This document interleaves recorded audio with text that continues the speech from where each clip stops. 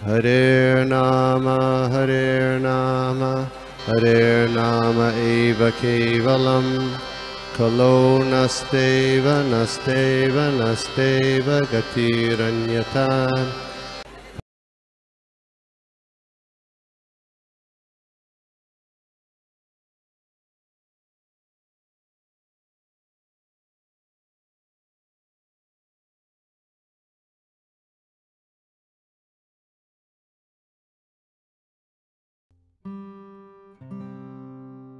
Thank you. Hare Krishna, सभी का हार्दिक स्वागत है आज के इस छोटे कालीन सत्र में। तो आज हम लोग देखने वाले हैं श्रीमद् भागवतम के तीसरे स्कंद के 25वें अध्याय का श्लोक नंबर 22 और 23। तो आइए हम लोग मंगलाचरण से शुरू करते हैं। ओम नमो भगवते वासुदेवाय। ओम नमो भगवते वासुदेवाय। ओम नमो भगवते वासुदेवाय। नारायणं नमस्कृत्य नरं चैव नरोत्तमं देवीं सरस्वतीं व्यासं ततो जयमुदीरयेत्। नमस्कृतायेषु भद्रेषु नित्यं भागवत सेवया भगवती उत्तम श्लोके भक्तिर्भवति नैष्ठिकी।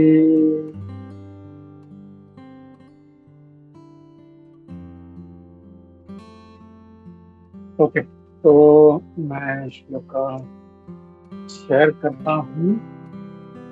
तो अब हम लोग देख रहे हैं ये आज का श्लोक है हमारा।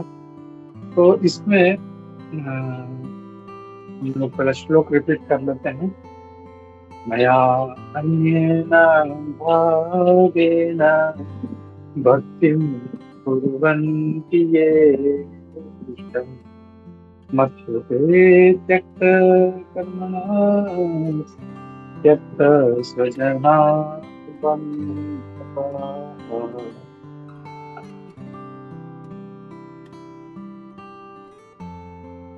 मैं इसका पहले इंग्लिश में वो ट्रांसलेशन पढ़ता हूँ।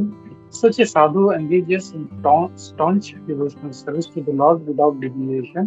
For the sake of the Lord, he renounces all other connections such as family relationships and friendly acquaintances within the world. इसका ये अनुवाद रूपा जी के द्वारा नहीं है, बल्कि तो हमारे समझ के लिए ऐसा साधु बिना किसी विघ्न के भगवान की दृढ़ भक्ति में लीन रहता है। भगवान के लिए यह पारिवारिक रिश्तों और सांसारिक मित्रता जैसे सभी संबंधों का त्याग कर देता है। तो इसका तात्पर्य छोटा है, हम पढ़ लेते हैं। तात्पर्य श्री प्रभुपाद द्वारा। श्री प्रभुपाद की जय।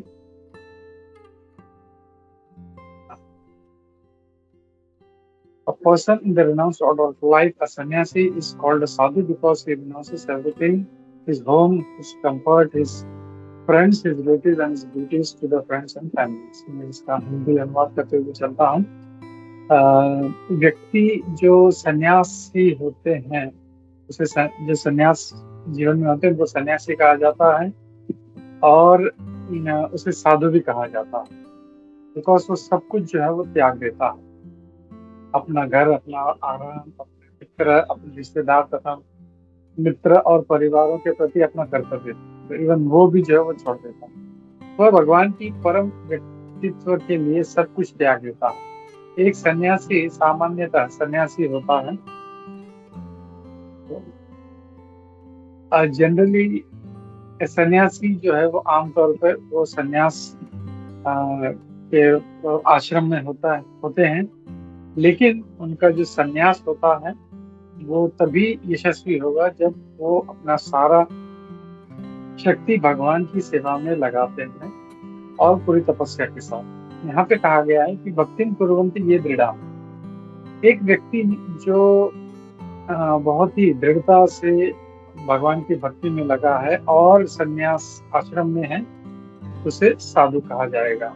एक साधु वो है जो जिसने सारे अपने समाज, अपने परिवार और अपने सारे ह्यूमैनिटेरियन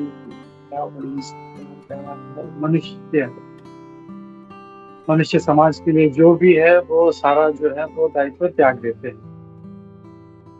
फिर मतलब कि किसके लिए? सिर्फ भगवान की सेवा के लिए। जैसे ही वो as soon as he takes his birth in the world, जैसे ही वो उनका जन्म होता है या किसी व्यक्ति का जन्म होता है, उसके बहुत सारे उसके दायित्व, उसका ऑब्लिगेशंस होता है लोगों के प्रति, देवताओं के प्रति, ऋषियों के प्रति, दूसरे जीवों के प्रति, अपने माता पिता के प्रति, अपने पितरों के प्रति और सभी के प्रति। और वो सब ये सब त्याग के भगवान की सेवा में लग जाता है तो उसे दंड नहीं प्राप्त होता, ऐसे जो दायित्व को छोड़ने के लिए या त्यागने के लिए। लेकिन जो इंद्र तृप्ति के लिए जो व्यक्ति जब इसे त्यागता है इस दायित्व को, तो उसको जो भौतिक प्रकृति उसको दंड देती है। तो यहाँ पे हम लोग ये है दूसरा श्लोक पढ़ लेते हैं, श्लोक नंबर 23। मदा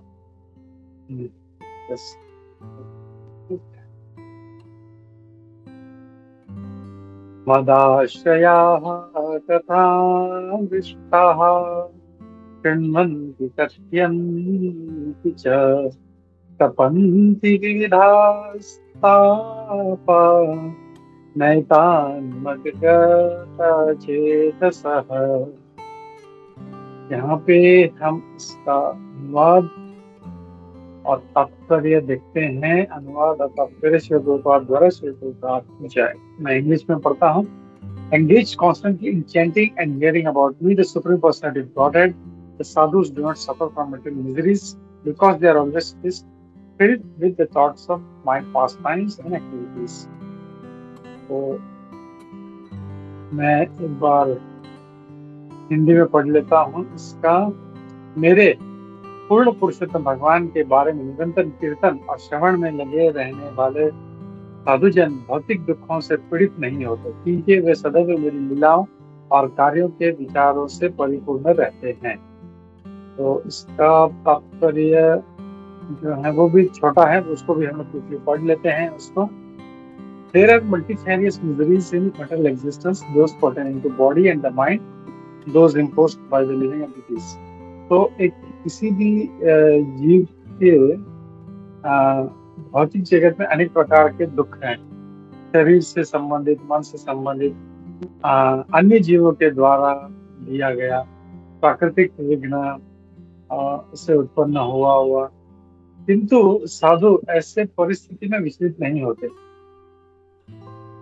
क्योंकि उसका मन सदैव कृष्ण भावनामृत से ओतप्रोत रहता है। अतः वह भगवान के कार्यकलापों के अतिरिक्त अन्य किसी भी विषय पर चर्चा करना पसंद नहीं करता। महाराज अम्बरीश ने भगवान की लीलाओं के अतिरिक्त अन्य किसी भी विषय पर चर्चा नहीं की।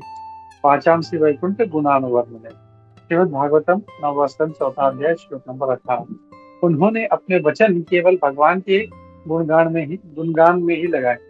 साधु सदैव भगवान या उनके भक्तों के कार्यकलापों के विषय में सुनने में रुचि रखते हैं, क्योंकि वे कृष्ण भावनामृत से ओतप्रोत हैं, इसीलिए वह भौतिक दुखों को भूल जाते हैं। सामान्य बुद्धि जीव भगवान के कार्य को भूलकर सदैव चिंताओं और भौतिक क्लेशों से भरे रहते हैं। दूसरी ओर चूंकि भक्तगण सदैव भगवान के विषयों में लीन रहते हैं, इसलिए भौतिक संसार के कष्टों को भूल जाते हैं। हरे कृष्णा। हम लोग तो प्रार्थना से शुरू करते हैं, गुरुजनों का आशीर्वाद लेते हुए, सभी उपस्थित भक्त वृंद का आशीर्वाद लेते हुए हम लोग इसको आज के श्लोक में समझने का प्रयास करते हैं। नमो विष्णु पादाय कृष्ण प्रेष्ठाय भूतले श्रीमते भक्ति वेदांत स्वामी निधि नामिने नमस्ते सारस्वते देवे गौरवाणी पुजारिणे निर्विशेष शून्यवादी पाश्चात्य देशतारिणे जय श्री कृष्ण चैतन्य प्रभु नित्यानंद श्री अद्वैत गदाधर श्रीवासादि गौर भक्त वृंदा। हरे कृष्ण कृष्ण कृष्ण हरे हरे, हरे राम राम राम हरे हरे।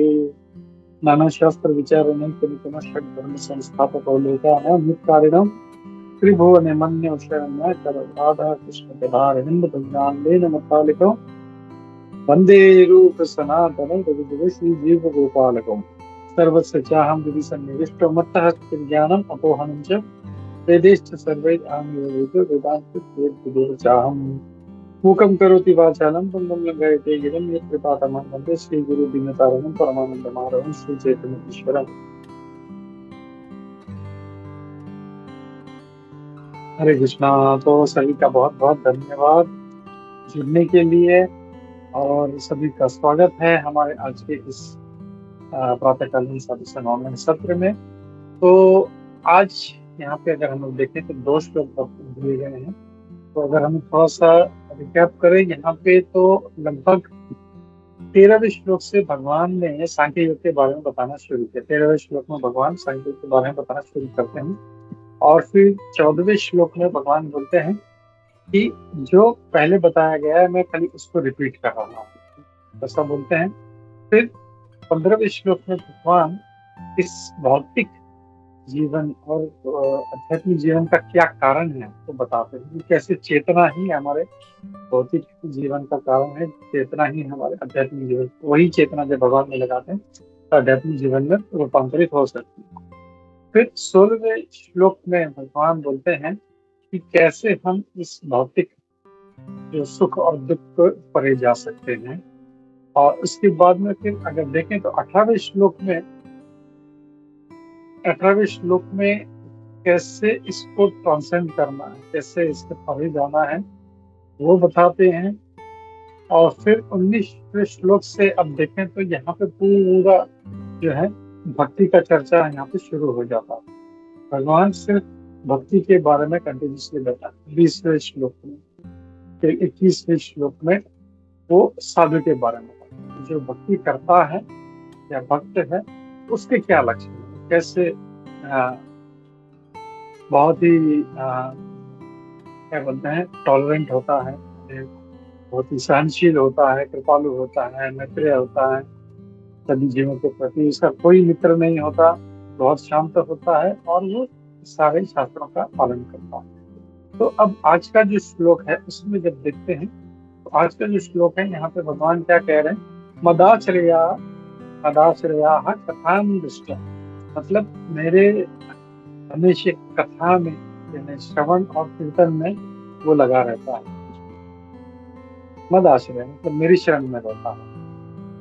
तो और फिर आगे बोलते हैं और इसके कारण क्या होता है, जब वो लगा रहता है तो इससे बहुत अलग दूसरे एस्पेक्ट है। श्रवण और कीर्तन करने के क्या एस्पेक्ट है? एक यहाँ पे बोलते हैं sadhu do not suffer from material disease, हमें कोई भौतिक जो दुख है, कोई परेशानी है उसको नहीं भोगना पड़े। भक्त जो है इससे परे हो जाता। और जैसे मैं हमेशा हम लोग देखते हैं, हम लोग प्रहलाद महाराज जी का उदाहरण लेते हैं। प्रहलाद महाराज जी को कितना दुख था, मतलब वो किसी की तुलना भी नहीं कर सकते, मतलब उनका 0.001% भी हमको दुख नहीं होता उसके आसपास भी, लेकिन वो मतलब उनको बिल्कुल भी उसको महसूस नहीं। तो ये होता है भक्त का लक्षण कि वो भगवान के श्रवण और कीर्तन में लगे रहने के कारण उसको कभी कोई दुख नहीं, वो कभी सफर नहीं करता। और because we are always filled with the thoughts of my pastimes or activities। तो ऐसा क्यों होता है? क्योंकि वो हमेशा भगवान की लीलाओं और जो गतिविधियां है, भगवान की गतिविधियां, उसमें हमेशा डूबा रहता है। इसलिए कभी कोई जो है ये भौतिक चीजें उसको परेशान नहीं करती। तो यहाँ पे अब श्रवण कीर्तन या एक भक्त को क्या करना चाहिए वो बताया गया पहले कि श्रवण कीर्तन में क्या करना है। श्रवण कीर्तन सभी करते हैं अपने अपने क्या बोलते हैं अपने अपने लेवल के हिसाब से करते हैं, अपने अपने क्या बोलते हैं कन्वीनियंस के हिसाब से करते हैं। लेकिन ये जितना ज्यादा करेंगे हम लोग उतना हमें फायदा होगा, उतना हम भक्ति में। जैसे एक उदाहरण ले हम लोग, जैसे किसी को ओलंपिक में भाग लेना है तो प्रैक्टिस सभी करते हैं, मतलब कितने मतलब सैकड़ों लोग जाते हैं उसमें भाग लेने के, लेकिन देखते हैं हम लोग कि हर कोई इसमें फर्स्ट एक ही व्यक्ति जाता है, चाहे उसमें कितने ही सैकड़ों लोग जाए लेकिन एक ही व्यक्ति फर्स्ट आता है। क्यों? क्योंकि उसका प्रयास उतना दृढ़, उतना स्ट्रांग और उतना प्रबल होता है। तो वैसे ही हम लोग भक्ति कर रहे हैं, सब लोग बोल रहे हैं सब भक्ति कर रहे हैं, हम भी भक्ति कर रहे हैं, लेकिन हमको ये देखना है कि ये सोचना, मतलब उस एटीट्यूड के साथ कि मैं ओलंपिक में अभी उतरने वाला हूँ और मुझे फर्स्ट था, और वो हिसाब से हम लोग को फिर प्रबल प्रयास करना चाहिए। जैसे सोचेंगे अरे ठीक है अभी तो कई जन्म पड़े हैं, तो वो कभी फिर वो भक्ति में दृढ़ नहीं होगा, ना ही उसका प्रयास जो है वो प्रबल होगा। ठीक है, सभी लोग कर रहे हैं, चलो थोड़ा प्रसाद भी ले लेते हैं, थोड़ा सा घूमने भी चले जाते हैं, थोड़ा ये करते हैं वो करते हैं, अब फिर थोड़ा टाइम मिलेगा तो चलो कुछ माला कर लेंगे, थोड़ा सा कोई गुरु महाराज का लेक्चर सुन लेंगे, प्रभुपाद जी का नहीं, वो क्या बोलते हैं ना, कैजुअल एटीट्यूड नहीं रखते। तो भक्ति में बहुत ही दृढ़ रहना है और बहुत ही फोकस्ड रहना है, हमेशा निरंतर। भगवान क्या बोलते हैं, सततम कीर्तयम तुम। ऐसा नहीं कि वो तुम खाओ पियो ऐश करो, जब मन करे तुम मेरा स्मरण करो, भगवान ऐसा नहीं बोलते। भगवान बोलते हैं सततम कीर्तयम तुम, हमेशा निरंतर मेरा चिंतन करो। और हम लोग ने देखा कि जैसे अर्जुन भी जो था ऐसे ही था। लोग कई बार भगवान कृष्ण से मतलब एक बार पूछते हैं कि क्या है हमेशा अर्जुन अर्जुन करते रहते हैं, तो एक बार तो फिर भगवान कृष्ण से पूछते हैं कि आप क्या हमेशा अर्जुन अर्जुन करते हैं, क्यों इतना प्रिय है आपको? तो बोलते देखो अभी वो जाके उस मतलब वो लेटा हुआ सो रहा है, जाओ उसको देख लिया। और वो जब देखते हैं जाके तो वो मतलब बहुत ही गहरी नींद में था, लेकिन प्रत्येक रोम रोम से उसका कृष्ण का नाम जो था वो निकल गया। तो that kind of absorption, that kind of वो इमर्शन था उसका। तो वैसे ही ये जो है एक बहुत ही एक गूढ़ सब्जेक्ट है, और इसमें हम लोगों को सीरियसली लेना चाहिए, और ये रखना चाहिए कि नहीं ये एक ही जीवन है। जैसे जैसे हम देखते हैं दूसरे जो धर्म है उसमें एक ऐसा कई जन्म का फिलोसफी नहीं है। तो उनका यही है कि इस जन्म में या तो तुम अच्छे कर्म करो या पाप। इस जन्म के अंत में अगर तुम पापी हो तो सीधा नरक जाओगे और एटर्निटी, और अगर स्वर्ग में गए तो अल्टरनेटिव में रहो। लेकिन हम लोग अगर वैसा एटीट्यूड रहेगा, ये एक जन्म है मेरे पास, मतलब ये सोचिए यही एक आज का ही दिन है मेरे पास, कल मैं जीवित हूँ या नहीं, या अभी 1 घंटा है मेरे पास, 1 घंटे के बाद मृत्यु हो सकती है, कुछ पता नहीं। ये अगर एटीट्यूड के साथ हम लोग जीवन जिएंगे तो हम लोग भक्ति में हम लोग सीरियस रहेंगे। इंद्र तृप्ति करने का किसी को विचार भी नहीं है। जैसे अभी रिसेंटली एक मैंने वीडियो देखा था, तो मतलब एक जो नर्स है वो पेशेंट के पास आती है और बोलती है जगत राम जी, मेरे को नाम याद नहीं है, जस्ट सब ने बोला जगत राम जी, बोला हाँ, बोला आपके पास सिर्फ आज का दिन है, कल आपकी मृत्यु होने वाली है। तो बोलते अच्छा, बोला ऐसे, बोला ठीक है। वो तुरंत वो सबको बुला बुला के कॉल करता है, I am very very sorry, बहुत गलती हो गया मेरे से, आज से ये जो मेरा बंगला है वो तुम्हारे नाम पे कर देता हूँ। दूसरे को कॉल करता है, एक नौकर को कॉल करता है, बोलता है कि तुम मेरे पूरा जीवन तुमने मेरा सेवा किया है, मेरा पूरा ड्राइविंग किया है, तो वो मेरा जो BMW कार है वो तुम ले लेना, ऐसा पूरा करता है। तो और फिर बाद में जो है वो सब पूरा दान कर देता है, मेरा ये प्रॉपर्टी, मेरा वो प्रॉपर्टी।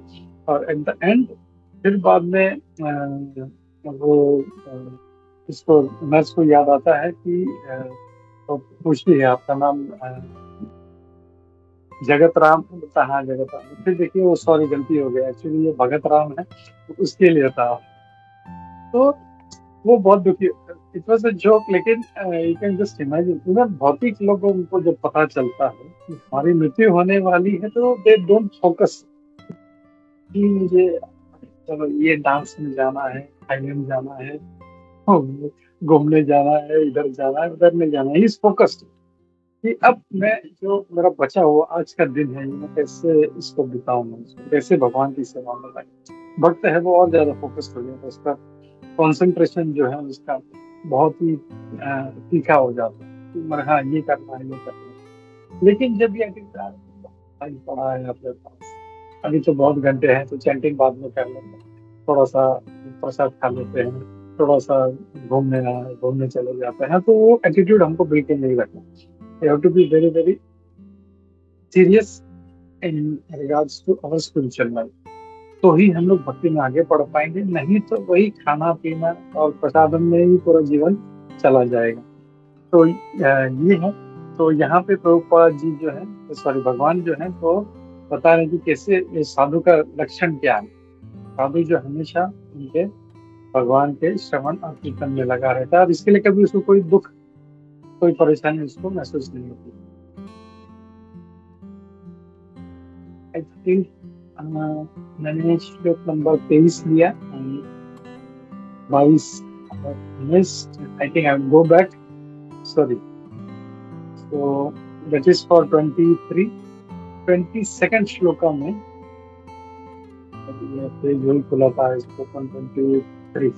ओके, सो 22 श्लोक नंबर 22 में यहाँ पे भगवान अब क्या बोल रहे हैं? मया अन्येन भावेन भक्तिं कुर्वन्ति ये दृढां मत्कृते त्यक्ता कर्माणस त्यक्त स्वजन बांधवाः। तो यहाँ पे भगवान क्या बोल रहे हैं इस 22वें श्लोक में? ऐसा साधु जो बहुत ही दृढ़ है भक्ति में और बिना किसी डिविएशन के, उसका कोई डिविएशन नहीं है, तो वो क्या करता है? ऐसा व्यक्ति जो है वो भगवान के लिए सब कुछ अपना त्याग देता है, अपना परिवार, अपने मित्र, अपना समाज, सब कुछ उनसे रिलेटेड जो दायित्व सब छोड़ देता है। तो तात्पर्य है प्रभुपाद जी बहुत अच्छी तरह से बताते हैं यहाँ पे कि a person in the renounced order of life, a sannyasi is called a sadhu. तब यहाँ पे अगर हम लोग देखें थोड़ा सा, तो यहाँ पे तो भगवान का जो इंस्ट्रक्शन है कैसे प्रभुपाद जी हम लोग के लिए बहुत आसान कर रहे हैं समझने में। एक साधु जो है वो भगवान की सेवा में बहुत दृढ़ता से लगा रहता है और उसके भगवान के लिए वो सब कुछ छोड़ देता है। तो कोई कनिष्ठ भक्त सोच सकता है यार मैं भी भक्ति में लगा हूँ, तो भक्त जो है वो अपने बीवी बच्चों से परेशान है, अपने जॉब से परेशान है, वो भौतिक चीजों से परेशान है। तो देखो भगवान क्या बोल रहे हैं यहाँ पे, सब कुछ छोड़ दे रहे तो मैं भी सब छोड़ छाड़ के चले जाऊँ। नहीं, ऐसा नहीं है यहाँ पे। एक जो सन्यासी है उसको यहाँ पे मतलब जो है साधु बता के वो ये कार्य कर सकता है। अब क्या गृहस्थी ये कार्य कर सकता है? Is it this instruction for गृहस्थ? सब कुछ छोड़ देना? Can anybody tell me, is this instruction for a गृहस्थ? भगवान के लिए सब कुछ छोड़ दो, घर परिवार।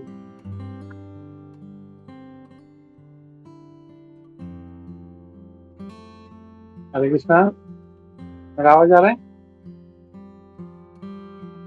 या प्रभु।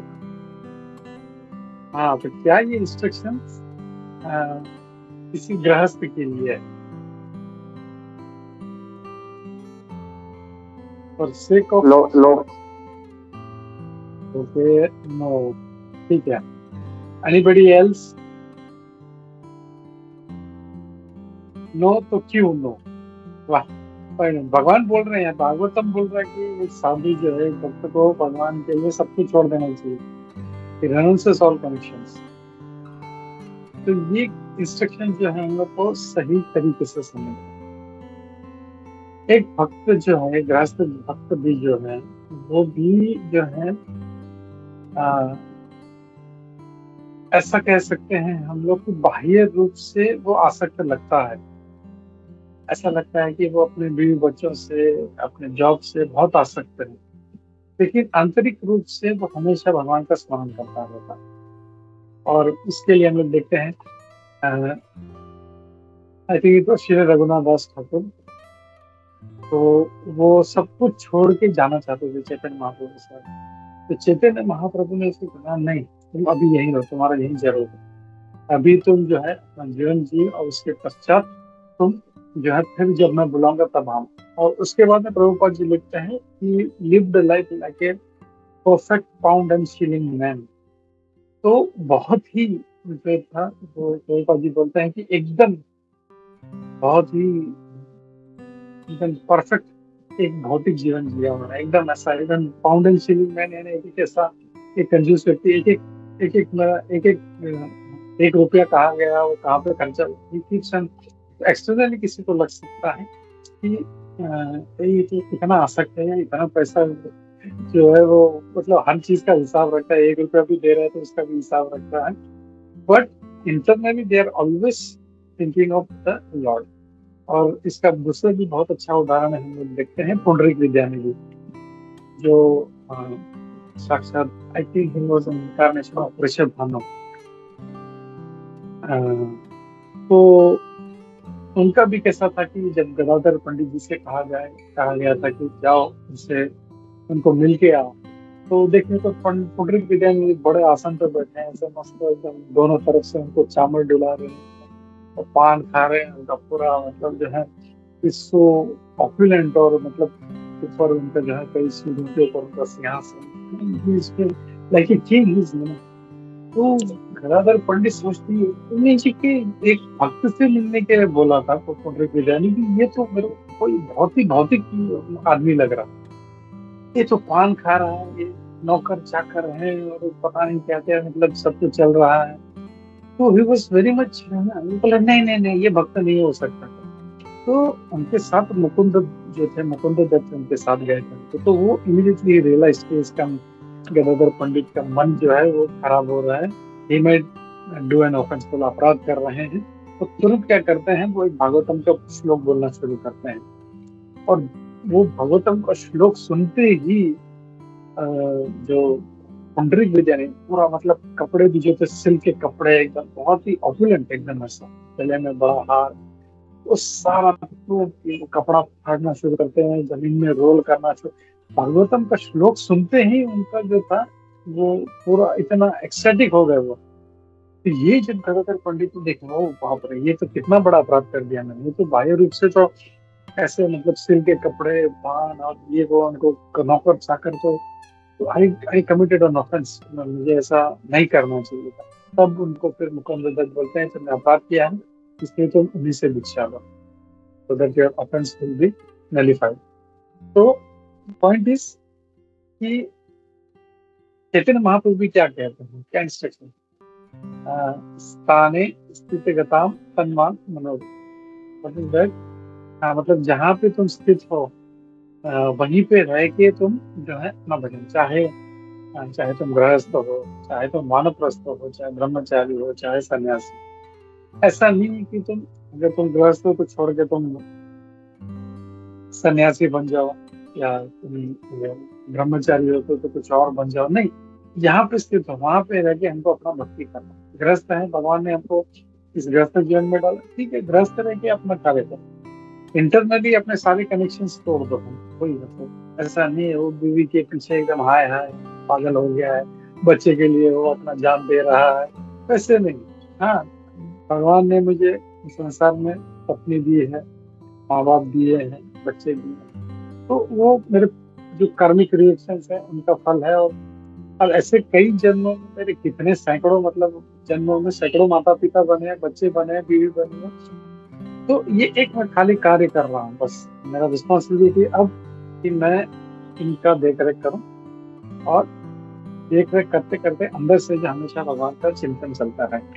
और ये हम लोग देखते हैं कि बहुत सारे हम जैसे संत तुकाराम और ये सब जो इतने महान संत लोग थे, ये गृहस्थ होते हुए कितना अच्छा भक्ति किया उन्होंने। तो आंतरिक रूप से जो है वो हमारा कनेक्शन भगवान से होना चाहिए, बाह्य रूप से जो भी पोजीशन है लोगों को उससे ये नहीं रहना चाहिए, अटैच नहीं होना चाहिए कि अरे मैं तो गृहस्थ हूँ या मेरा इतना समाज है, लोग आकर्षित हो जाते हैं, तो वैसे नहीं होना है ये सब ऑपुलेंस की तरफ।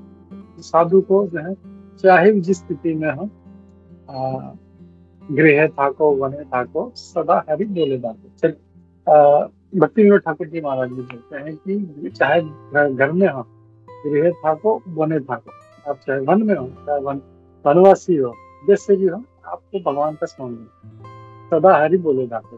तो आप जोर जोर से भगवान का नाम पुकारना चाहिए। तो ये इंस्ट्रक्शंस जो है ये साधु के लिए है। साधु हो सकता है गृहस्थ, हो सकता है सन्यासी। तो अब यहाँ पे स्पेशली प्रभुपाद जी कहते हैं ये सन्यासी जो है वो क्या करते हैं, एक्सटर्नल रूप से वो सब कुछ छोड़ देते हैं, ठीक है, तो वो अपना कंफर्ट, अपने फ्रेंड्स, अपने परिवार, सब कुछ वो त्याग देते हैं और उनके प्रति जो उनका जो ड्यूटीज है वो भी हो सकता है कि ऐसा अगर जब लग रहा है, लेकिन ड्यूटीज नहीं छोड़ पा रहे हैं तो वो भी गलत है। तो ड्यूटीज पूरा जो है उनकी तरफ छोड़ देना, तो वो है। और फिर बाद में, और वो क्यों करते हैं, तो ऐसा यहाँ पे प्रभुपाद जी कहते हैं वो करते हैं भगवान के लिए, भगवान का सेवा करने के लिए। यहाँ पे हम लोग क्या देखते हैं, ना तो वो भगवान का सेवा कर रहे हैं, घर परिवार भी छोड़ रहे हैं। तो यहाँ पे हम लोग देख रहे हैं प्रभुपाद जी लास्ट में कहते हैं कि एक जो भक्त है भगवान कभी उसको इसलिए दंड नहीं देते, वो सब त्याग दिया, लेकिन जो भौतिक इंद्र तृप्ति के लिए करता है उसको बराबर उसको जो है भौतिक प्रकृति उसको दंड देती है, लॉज ऑफ मटेरियल नेचर उसको दंड देती है। तो ये इस श्लोक में था। और फिर आगे के श्लोक में 23वें श्लोक में हम देखते हैं कि कैसे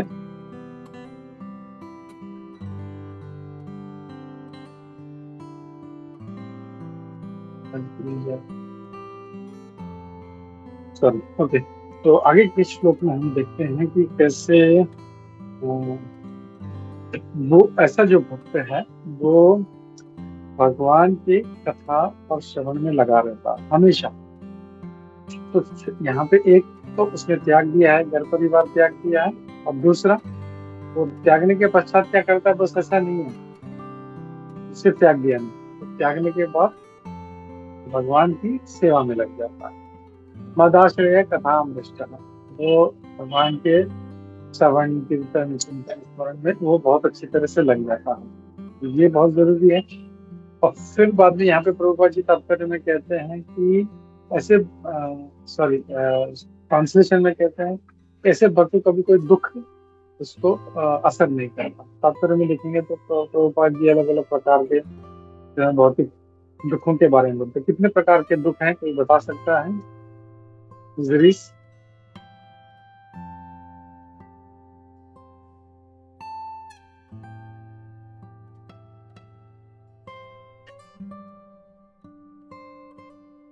कितने प्रकार के?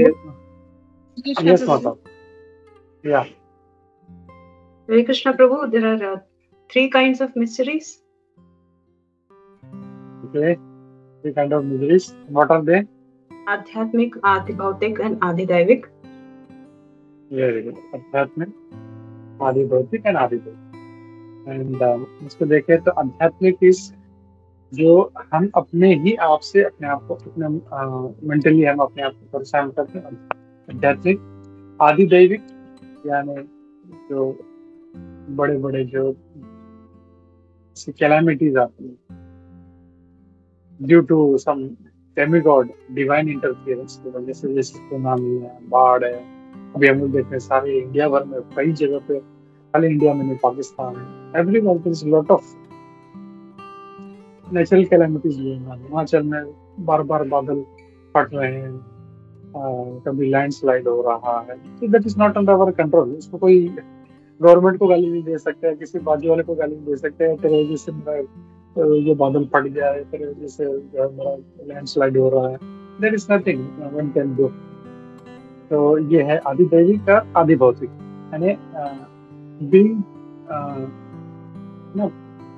परेशान, दूसरे जीव जब परेशान करते हैं हमको ऑफिस में या बाहर जब जाते हैं तो मतलब दिक्कत कर, कोई दूसरा जीव जो है परेशान करता है। कभी कोई चल रहा है अच्छे से रास्ते में, कोई साइकिल वाला आके उसको ठोक देता है, तो मतलब फुटपाथ पे साइड में चल रहा था, repeatedly then also it's get into problems. तो ये होता है because that is material world, ये भौतिक जीवन ही है, इसीलिए यहाँ पे हम आए ही हैं दुख झेलने के लिए। हम we are here for all this things.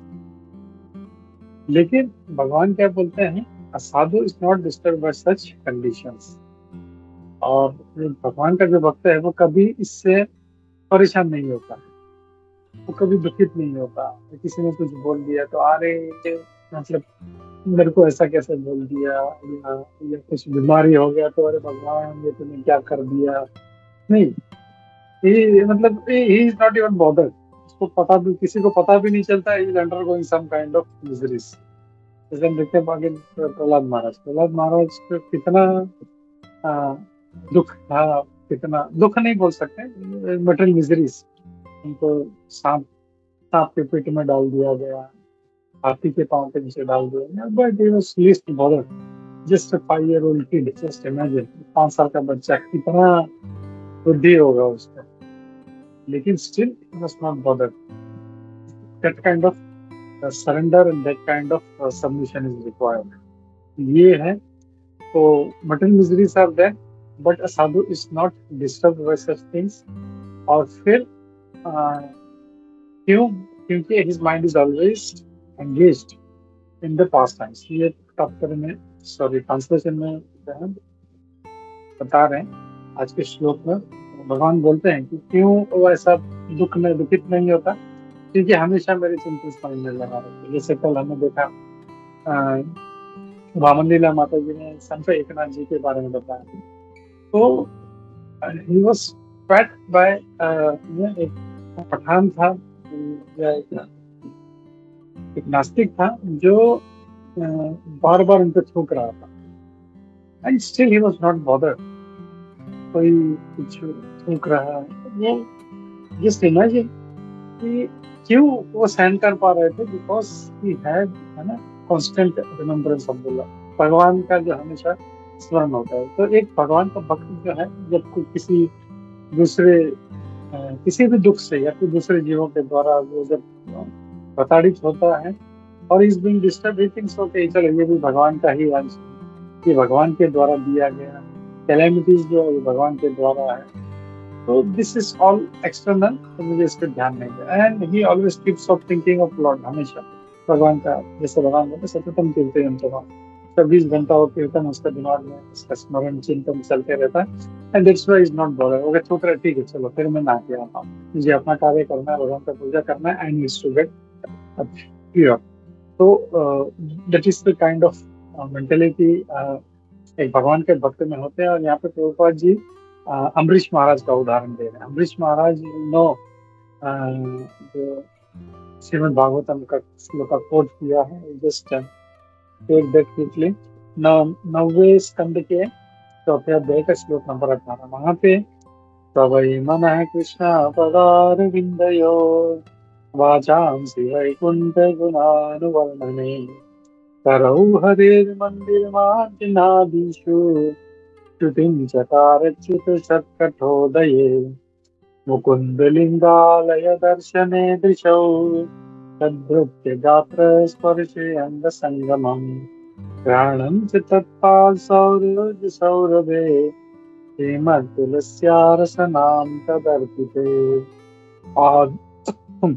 पादौ हरे क्षेत्र पदानुसर्पणे शिरो ऋषिकेश पदाभिवन्दने कामं च दास्य न तु काम काम्यया यथोत्तम श्लोक जनाश्रयारतिः। बहुत ही इम्पोर्टेंट, बहुत ही महत्वपूर्ण श्लोक है।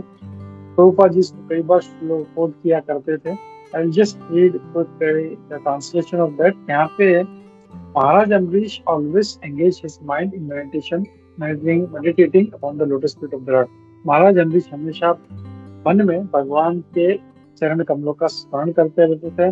उनके शब्दों से वो भगवान की स्तुति किया करते थे, हाथों से भगवान के मंदिर का मार्जन किया करते थे, कानों से भगवान का जो है वो वचन सुना करते थे, कथा, कृष्ण कथा सुना करते थे, अपनी आंखों से हमेशा भगवान के रूप का दर्शन किया करते थे।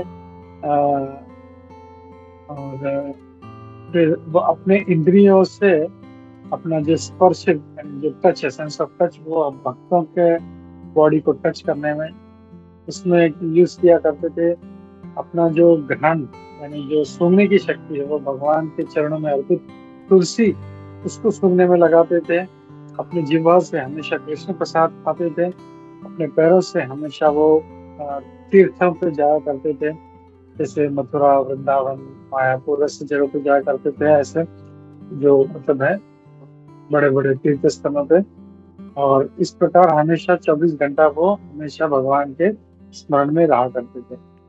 यहाँ पे महाराज अम्बरीश कभी भी उन्होंने अपने इंद्रिय तृप्ति का उन्होंने इच्छा नहीं किया, हमेशा भगवान की भक्ति में लगे रहे।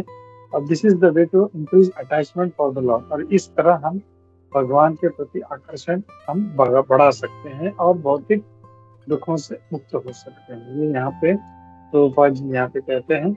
और फिर ordinary conditioned souls being forgetful of the activities of the Lord are always full of anxieties। तो एक जो बद्ध जीव है वो भगवान की लीलाओं को भूल जाते हैं, इसलिए हमेशा त्रस्त रहते हैं, परेशान रहते हैं, दुखों में रहते हैं। तो और दूसरी तरफ जो है भगवान के भक्त हैं, तो कितना भी दुख हो वो कभी भी भगवान को भूलते नहीं, उनको कभी भी ये दुख में परेशान नहीं करते। तो अगर आज का मॉरल ऑफ द स्टोरी अगर हम लोग कहें तो मेन चीज यहाँ पे अगर देखें हम लोग तो क्या कहा गया है कि दो चीज। एक चीज तो ये कि भगवान का भक्त है, भगवान के प्रति बहुत ही दृढ़ भक्ति करता है और भगवान के लिए सब कुछ छोड़ देता है। यहाँ पे हमने ये देखा कि छोड़ना है मतलब एक्सटर्नली नहीं, इंटरनली छोड़ना है। एक्सटर्नली अपने ड्यूटी करते रहना है, जो भी हम लोग कर रहे हैं एक्सटर्नली ड्यूटीज को नहीं छोड़ना है। वो भी भगवान भगवद गीता में मना करते हैं कि अपनी ड्यूटीज को नहीं छोड़ना है, ड्यूटीज को करते हुए मैं अपना कार्य करना है, अपना भक्ति करना है। और